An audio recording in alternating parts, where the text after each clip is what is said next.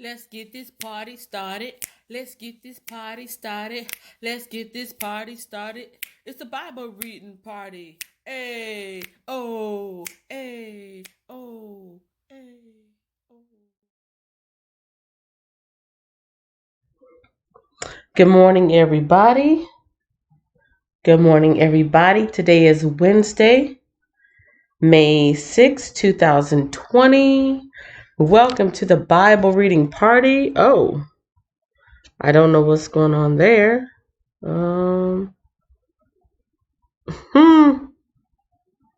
It looks like part of my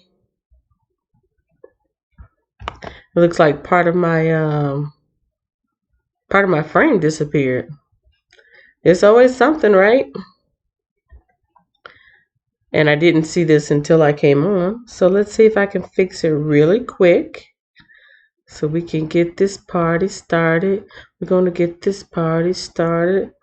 Get this party started. It's a Bible reading party. All right. Well, that was interesting. I don't know why it disappeared, but I got it back. And now that we're back, welcome. It is now 7:11 a.m. in Texas. Today is Wednesday, May 6, 2020. Yesterday was Cinco de Mayo, and I didn't even acknowledge it. With so much going on nowadays, I didn't even think about it.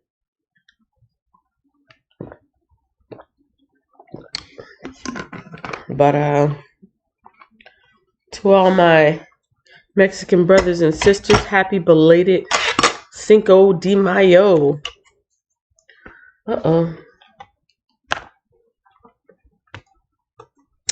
Something got in the way. Let me put these business cards up.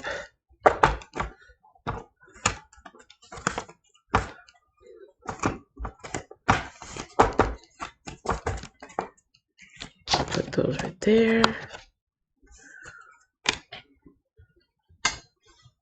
And I'll put this right here. All right, how's everybody doing today? Happy hump day. Oh boy, I'm making a mess. I know what I'm gonna have to do really quick so I can keep this moving along. Oh, first things first, I gotta turn that notification off of my phone. I gotta clean up this spill. I'm getting it together. Is it something important? Is it somebody trying to get my attention? Okay, so we're gonna do this. Put that on Do Not Disturb so that doesn't do that again. And yes, clean up this mess. And we're ready. We are ready, steady, ready. Early bird in the room. Today is Eva Frazier saying, I gave a thumbs up, everyone. I wish everyone a blessed day. We get the sanitizer in the hand. Stay safe, everyone. The Wiz says morning. Nightbot's in the room. Nicole says good morning, 40 fam. Nicole says bless the like button. Katat and Cooking Mama's Homestead. Good morning. Life of Key. Good morning. Let's see. Nicole says Worship Wednesday and Katat and Cooking Mama's Homestead. 8 in the room. Please like and thank you. Thank you, Miss Moderator, for reminding everybody of the importance of liking the chat. It keeps everything nice and healthy, and it lets YouTube know that enough people like it so that maybe they should recommend it to others. We will be reading from the book of Ruth today, if I'm not mistaken. I think we will be reading from the book of Ruth. Let me turn to my page and get us all on one accord. This is the study guide that I'm looking at here for anybody interested. This is a woman's guide to reading the Bible in a year, which is what I'm doing. A life-changing journey into the heart of God. Diane Storts is the author, and if we go to the contents, we will see what is being read this week. See how they have it laid out. You got the cover, title page, dedication, stories of the journey. I don't mention that like ever, but it's like little testimonies of the people who participated in this book. We got the guidelines if you want to use this for groups. A little piece on the Bible we read today, a breakdown of the books of the Bible, and then the weeks of the journey, which is what I pretty much focus on. So I've been through week 1, 2, 3, 4, 5, and 6, 7, 8, 9, 10, 11, 12, 13, 14, 15, 16, 17, and 18. And now I'm right here in week 19, darkness and light. That's where I'm at. So darkness and light. We read the final 5 chapters of Judges this week, and we are going on to the book of Ruth. It says here, the book of Ruth tells a completely different kind of story from those years. Hold on, let me go back. The final 5 chapters of Judges depart from a chronological presentation. The distressing events recounted there are presented out of order to emphasize the great spiritual decline the nation of Israel experienced during the era of the Judges, but the book of Ruth tells a completely different kind of story from those years. Ruth, a young Moabite widow, chose to be a follower of the God of Israel. As a result of Ruth's faithfulness, God not only provided food and shelter for Ruth and her mother-in-law, but also a husband for Ruth. Boaz and Ruth had a son who became the grandfather of Israel, King David. The themes of loyal love and redemption, so strong in Ruth's story, also illustrate the loyal love and redemption plan of God himself. And so, going on here, this is where we're at. This was Monday. In the yellow box, you see Judges 17 through 19. Right under that, you see Judges 20 through 20. That was Tuesday. And today we're going to go through the entire book of Ruth. I don't know if that's going to be a short read or a long read, but we're going to go through the entire book of Ruth and then jump into Corinthians tomorrow, which is the New Testament. And the checkpoints for this week, war with Benjamin's tribe, I believe that was yesterday, 2 Moabite widows, that will be today, a helpful relative, planting and watering, running for a crown. That will be the highlights of today.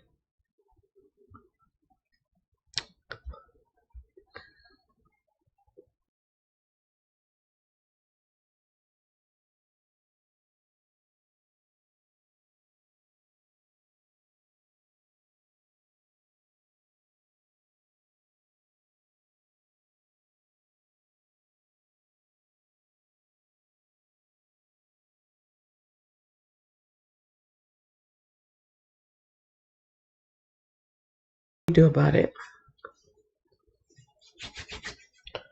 All right. Let me make sure I've acknowledged everybody in the room before I get started. And then we're going to jump into the book of Ruth. Oh, this is my Bible. Oh, by the way, this is my New Believer's Bible. This is what it looks like. First Steps for New Christians. New Living Translation, and from time to time I do use the Nelson's Compact Bible Dictionary. Let's see. All right, caught up with everybody. Judges is done. Now it's time for Ruth. It says here, the events of Ruth take place during some of the darkest days in the history of Israel. It was a time when the nation lapsed again and again into the worship of false gods. In sharp contrast to this is the shining testimony of one Gentile woman from Moab who remained faithful to God. So she wasn't even a Jew. She was a Gentile woman from Moab. It says the author is unknown. The date written is 1375 to 1050 BC, and the genre is narrative. And here is the book of Ruth. This is the book of Ruth. Chapter 1. Elimelech moves his family to Moab. In the days when the judges ruled in Israel, a severe famine came upon the land. So a man from Bethlehem in Judah left his home and went to live in the country of Moab, taking his wife and 2 sons with him. The man's name was Elimelech, and his wife was Naomi. Their 2 sons were Mahlon and Chilion. They were Ephrathites from Bethlehem in the land of Judah, and when they reached Moab, they settled there. Then Elimelech died, and Naomi was left with her 2 sons. The 2 sons married Moabite women. One married a woman named Orpah, and the other a woman named Ruth. But about 10 years later, both Mahlon and Chilion died. This left Naomi alone without her 2 sons or her husband. In verse 6, it says, Naomi and Ruth return. Then Naomi heard in Moab that the Lord had blessed his people in Judah by giving them good crops again. So Naomi and her daughters-in-law got ready to leave Moab to return to her homeland. With her 2 daughters-in-laws, she set out from the place where she had been living, and they took the road that would lead them back to Judah. But on the way, Naomi said to her 2 daughters-in-law, Go back to your mother's homes, and may the Lord reward you for your kindness to your husbands and to me. May the Lord bless you with the security of another marriage. Then she kissed them goodbye, and they all broke down and wept. No, they said, we want to go with you to your people. But Naomi replied, Why should you go on with me? Can I still give birth to other sons who could grow up to be your husbands? No, my daughters, return to your parents' homes, for I am too old to marry again. And if it were possible, and I were to get married tonight and bear sons, then what? Would you wait for them to grow up and refuse to marry someone else? No, of course not, my daughters. Things are far more bitter for me than for you, because the Lord himself has raised his fist against me. And again they wept together, and Orpah kissed her mother-in-law goodbye. But Ruth clung tightly to Naomi. Look, Naomi said to her, your sister-in-law has gone back to her people and to her gods. You should do the same. But Ruth replied, Don't ask me to leave you and turn back. Wherever you go, I will go. Wherever you live, I will live. Your people will be my people, and your God will be my God. Wherever you die, I will die, and there I will be buried. May the Lord punish me severely if I allow anything but death to separate us. When Naomi saw that Ruth was determined to go with her, she said nothing more. So the 2 of them continued on their journey. When they came to Bethlehem, the entire town was excited by their arrival. Is it really Naomi? The women asked. Don't call me Naomi, she responded. Instead, call me Mara, for the Almighty has made life very bitter for me. I went away full, but the Lord has brought me home empty. Why call me Naomi when the Lord has caused me to suffer and the Almighty has sent such tragedy upon me? And there is a little star next to her name, and if I look down at the bottom, the name Naomi means pleasant, and Mara means bitter. And let's see. She says, Why call me Naomi when the Lord has caused me to suffer? And in other scripts, it might be translated as, or the Lord has testified against me.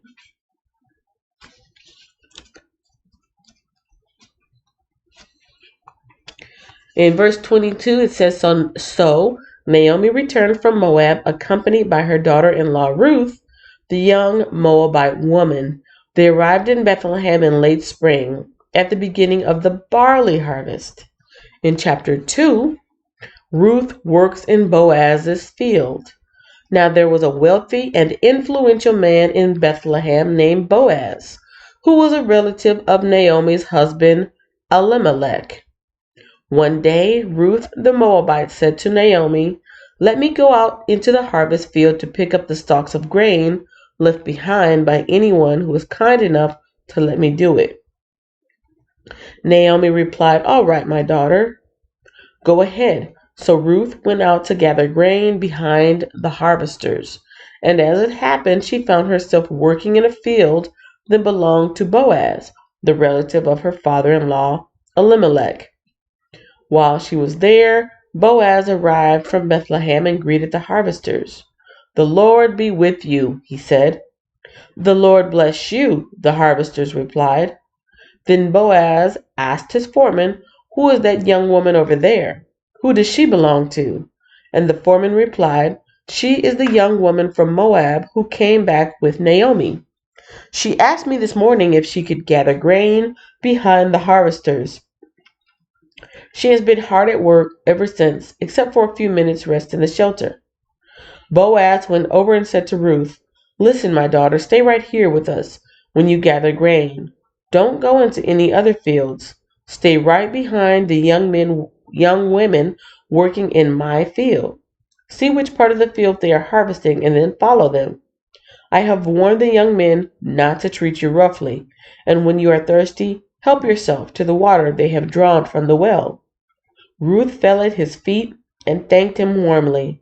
"What have I done to deserve such kindness?" she asked. "I am only a foreigner." "Yes, I know," Boaz replied, "but I also know about everything you have done for your mother-in-law since the death of your husband. I have heard how you left your father and mother and your own land to live here among complete strangers. May the Lord, the God of Israel, under whose wings you have come to take refuge, reward you fully for what you have done." I hope I continue to please you, sir," she replied. "You have comforted me by speaking so kindly to me, even though I am not one of your workers." Verse 14. At mealtime, Boaz called to her, "Come over here and help yourself to some food. You can dip your bread in the sour wine." So she sat with his harvesters, and Boaz gave her some roasted grain to eat. She ate all she wanted and still had some left over. When Ruth went back to work again, Boaz ordered his young men, "Let her gather grain right among the sheaves without stopping her, and pull out some heads of barley from the bundles and drop them on purpose for her. Let her pick them up and don't give her a hard time." So Ruth gathered barley there all day, and when she beat out the grain that evening, it filled an entire basket. She carried it back into town and showed it to her mother-in-law. Ruth also gave her the roasted grain that was left over from her meal. "Where did you gather all this grain today?" Naomi asked. "Where did you work? May the Lord bless the one who helped you." So Ruth told her mother-in-law about the man in whose field she had worked. She said, "The man I worked with today is named Boaz." "May the Lord bless him," Naomi told her. "Daughter-in-law, he is showing his kindness to us as well as to your dead husband. That man is one of our closest relatives, one of our family redeemers." Then Ruth said, "What's more, Boaz even told me to come back and stay with his harvesters until the entire harvest is completed."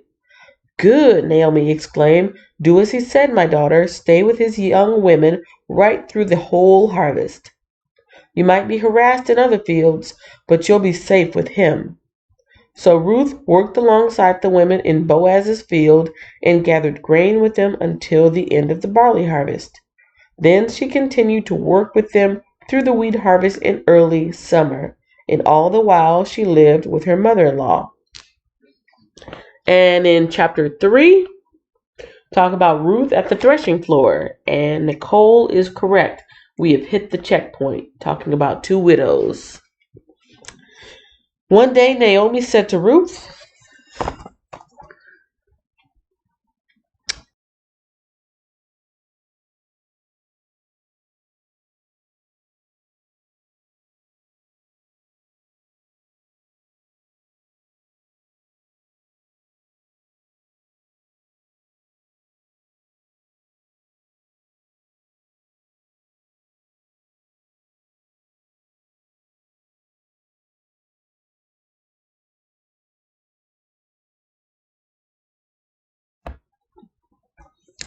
chapter 3, Ruth at the threshing floor. One day Naomi said to Ruth, "My daughter, it's time that I found a permanent home for you so that you will be provided for. Boaz is a close relative of ours, and he's been very kind by letting you gather grain with his young women. Tonight he will be winnowing barley at the threshing floor. Now do as I tell you. Take a bath and put on perfume and dress in your nicest clothes. Then go to the threshing floor. But don't let Boaz see you until he has finished eating and drinking. Be sure to notice where he lies down, then go and uncover his feet and lie down there. He will tell you what to do." "I will do everything you say," Ruth replied. So she went down to the threshing floor that night and followed the instructions of her mother-in-law. After Boaz had finished eating and drinking and was in good spirits, he lay down at the far end of the pile of grain and went to sleep. Then Ruth came quietly, uncovered his feet, and lay down. Around midnight, Boaz suddenly woke up and turned over. He was surprised to find a woman lying at his feet. "Who are you?" he asked. "I am your servant Ruth," she replied. "Spread the corner of your covering over me, for you are my family redeemer." "The Lord bless you, my daughter," Boaz exclaimed. "You are showing even more family loyalty now than you did before, for you have not gone after a younger man, whether rich or poor. Now don't worry about a thing, my daughter. I will do what is necessary, for everyone in town knows you are a virtuous woman. But while it's true that I am one of your family redeemers, there is another man who is more closely related to you than I am. Stay here tonight, and in the morning I will talk to him. If he is willing to redeem you, very well, let him marry you. But if he is not willing, then as surely as the Lord lives, I will redeem you myself. Now lie down here until morning." Verse 14. So Ruth lay at Boaz's feet until the morning, but she got up before it was light enough for people to recognize each other. For Boaz had said, "No one must know that a woman was here at the threshing floor." Then Boaz said to her, "Bring your cloak and spread it out." He measured 6 scoops of barley into the cloak and placed it on her back. Then he returned to the town. When Ruth went back to her mother-in-law, Naomi asked, "What happened, my daughter?" Ruth told Naomi everything Boaz had done for her. And she added, "He gave me these 6 scoops of barley and said, 'Don't go back to your mother-in-law empty-handed.'" Then Naomi said to her, "Just be patient, my daughter, until we hear what happens. The man won't rest until he has settled things today." Chapter 4. Boaz marries Ruth. Boaz went to the town gate and took a seat there. Just then the family redeemer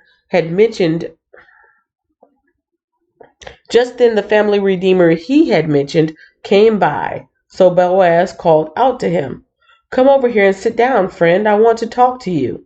So they sat down together. Then Boaz called 10 leaders from the town and asked them to sit as witnesses. And Boaz said to the family redeemer, "You know Naomi, who came back from Moab. She is selling the land that belonged to our relative Elimelech. I thought I should speak to you about it so that you can redeem it if you wish. If you want the land, then buy it here in the presence of these witnesses. But if you don't want it, let me know right away, because I am next in line to redeem it after you." The man replied, "All right, I'll redeem it." Then Boaz told him, "Of course, your purchase of the land from Naomi also requires that you marry Ruth, the Moabite widow. That way she can have children who will carry on her husband's name and keep the land in the family." "Then I can't redeem it," the family redeemer replied, "because this might endanger my own estate. You redeem the land. I cannot do it." Now in those days, it was the custom in Israel for anyone transferring a right of purchase to remove his sandal and hand it to the other party. So this publicly validated the transaction. So the other family redeemer drew off his sandal as he said to Boaz, "You buy the land." Then Boaz said to the elders and to the crowd standing around, "You are witnesses that today I have bought from Naomi all the property of Elimelech, Kilion, and Mahlon. And with the land I've acquired Ruth, the Moabite widow of Mahlon, to be my wife. This way she can have a son to carry on the family name of her dead husband and to inherit the family property here in his hometown. You are all witnesses today." Then the elders and all the people standing in the gate replied, "We are witnesses. May the Lord make this woman who is coming into your home like Rachel and Leah, from whom all the nations of Israel descended. May you prosper in Ephrathah and be famous in Bethlehem. And may the Lord give you descendants by this young woman who will be like those of our ancestor Perez, the son of Tamar, in Judah." And in verse 13, it's talking about the descendants of Boaz. "So Boaz took Ruth into his home, and she became his wife.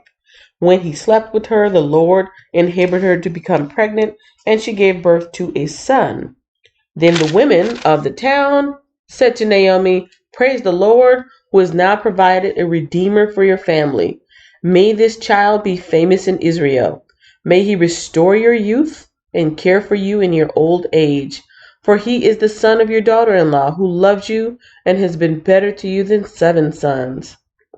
Naomi took the baby and cuddled him to her breast, and she cared for him as if he were her own. The neighbor women said, 'Now at last Naomi has a son again.' And they named him Obed. He became the father of Jesse and the grandfather of David. This is the genealogical record of their ancestor Perez. Perez was the father of Hezron. Hezron was the father of Ram. Ram was the father of Aminadab. Aminadab was the father of Nahshon. Nahshon was the father of Salmon. Salmon was the father of Boaz. Boaz was the father of Obed. Obed was the father of Jesse. Jesse was the father of David. And that has been the book of Ruth.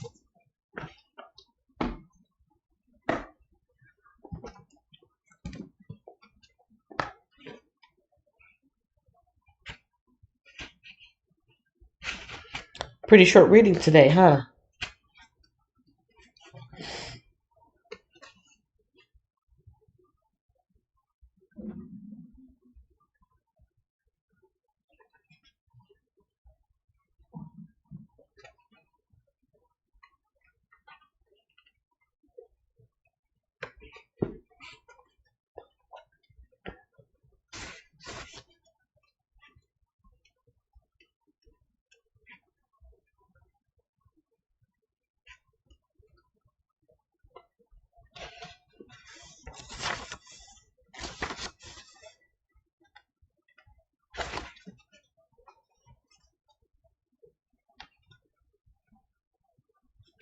All right, so I'm going to read 2 little short pieces from the Nelson's Bible Dictionary just to round everything out, because today was a really short reading. We went through the book of Ruth in 30 minutes, and so I'm going to see if there's any additional information in this dictionary, but I think from what I saw really quick, it's just a summary of it. Arlinda Dorsey says, "I gave my thumbs up." Oh, wait, I missed something. Yes, right after Nicole said checkpoint. Arlinda Dorsey, "Good morning, everyone." Katatin is saying good morning to Arlinda. That's me popping up as the bot. Somebody got to level 6. That's Katatin. "I gave my thumbs up." 10 watching, please like and thank you. "Good morning, I'll be listening in the background." Good old Jeff's in the house from Finley River Kennels. "Hey Kenya, I left you a like. I'm working now. Leaving you running." Thank you so much, Jeff. And hello, everyone. Hello, Finley. God bless everyone. God bless. Stay safe. Much love. All right.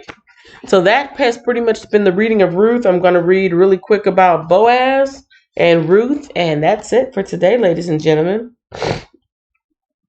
Let's see. Boaz. The word Boaz means in him is strength. In him is strength. A wealthy and honorable man of Bethlehem from the tribe of Judah. He was a kinsman of Elimelech Naomi's husband, and he became the husband of Ruth, Naomi's widowed daughter-in-law. Through their son Obed, Boaz and Ruth became ancestors of King David and of the Lord Jesus Christ. And let's jump ahead to Ruth. The word Ruth means friendship.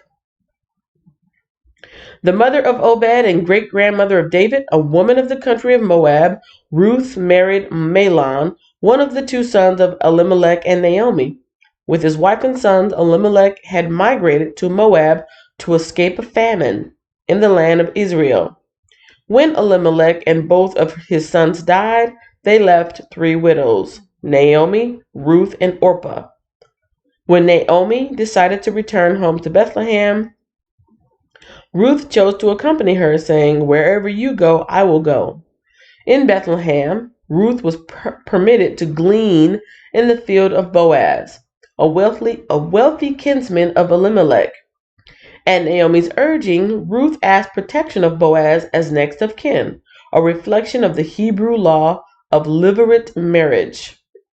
After a nearer kinsman waived his right to buy the family property and provide Elimelech an heir, Boaz married Ruth. Their son Obed was considered one of Naomi's family, according to the custom of the day. Ruth's firm decision, "Your people shall be my people, and your God my God," brought a rich reward. She became an ancestor of David and Jesus.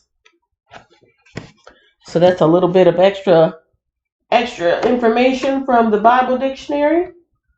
Let me do a quick roll call, and I will send everyone on their way for this fine hump day, this fine Wednesday. Let's see. We've got shout out to Eva Frazier, shout out to The Wiz, shout out to Nicole, shout out to Katata and Cooking Mama's Homestead, shout out to Life of Key, shout out to Orlinda Dorsey, shout out to Finley River Kennels, Jeff, and anybody else come in? All right. That's it for today, ladies and gentlemen. I'll do a quick pray so we can be on our way. And then you can have a great Wednesday. How about that? Lord, thank you for today. Thank you for the health, the wealth of our health this fine Wednesday as we all continue to try our best to stay healthy and safe. I pray health, recovery, and rejuvenation for those of us who have been having health issues, are in any type of pain, even the slightest of cold. I pray healing and health to all in need.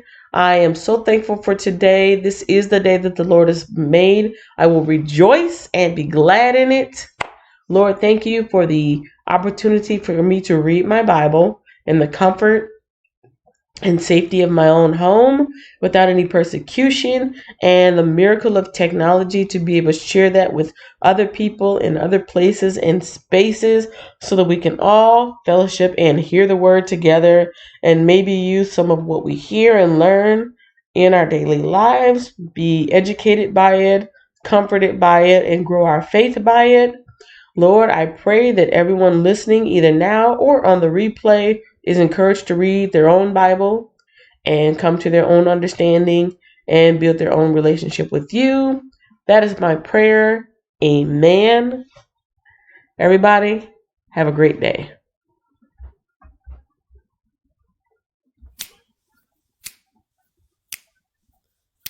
Entrepreneur Drive 40, Entrepreneur Drive, Entrepreneur Drive 40, Entrepreneur Drive, Entrepreneur Drive 40, Entrepreneur Drive. Thanks for watching, share, like, and subscribe.